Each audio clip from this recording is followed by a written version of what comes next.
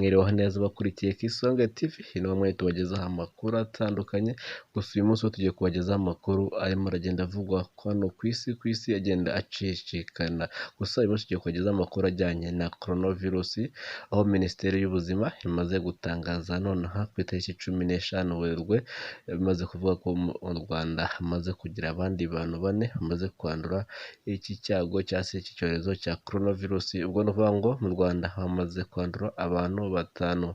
Mu kanya gato rero nibwo iri tangazo ko umunyarwanda w'imyaka 34 wageze mu Rwanda ku itariki ya 6 Werurwe aturutse mu gihugu cya Sudani y'Epfo, ari we umaze nawe kuba ari yajya mu bamaze kwandura iyi coronavirus. Undi rero umuvandimwe we w'imyaka 36 wageze mu Rwanda ku itariki 8 Werurwe, nawe akaba amaze kugaragaraho ino ndwara ya coronavirus, ndetse n'umugabo w'umunyarwanda w'imyaka 30 udaherutse no kujya mu gihugu na kimwe cyo hanze y'u Rwanda mu gihe cya vuba, nawe agaragaweho icyorezo cya coronavirus. Uyu musore w'imyaka 22 nawe akaba amaze kuba yagaragara iki cyorezo cya coronavirus.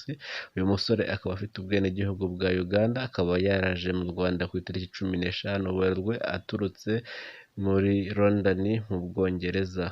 Abanyarwanda rero ni ukuvuga ko mu Rwanda tumaze kuba twagira abantu bamaze gufatwa n'iki cyorezo cya coronavirus, abantu 5.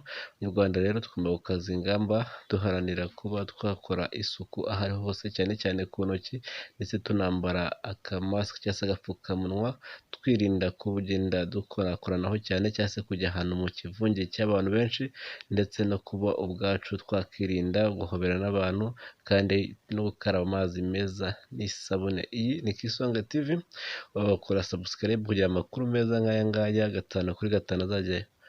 Iyo ni Kisonga TV, kora subscribe kugira ngo amakuru nk'aya ujye kugeraho 5/5, ukore ukazogera kugira ngo amakuru tuyashyiraho ugihita uyabona. Kisonga TV ntucikwe rero. Reka mbere yuko dusoza tubanze tukubwire bimwe mu bintu wakora kugira ngo ube wakora nk'icyo nakita urukingo, dore ko bigenda abantu benshi cyane aribyo bagenda bakoresha mu byo bavuga ko ari urukingo rwa coronavirus. Icya mbere rero ni ukuvuga ngo ufata amazi ashyushye, amazi urayafata ukayateka agashya neza, ugakatiramo indimu, ayo mazi ukanywa akarahure byibuze kamwe ku munsi mu gihe kingana n'iminsi 7. Mu iki gihe coronavirus umubiri wawe uba uhaye abasirikare ntahangarwa ku buryo itapfa kugufata uko yishakiye. Rero urumve, ushaka inka aryama nkayo, ntucikwe, shakisha indimu, ukore amazi menshi byibuza ujye unywa agatasi kamwe cyangwa se akarahure kamwe buri munsi, ubundi nyuma y'iminsi 7 nakabuza abasirikare bawe uzaba ubahaye imbaraga zidasanzwe.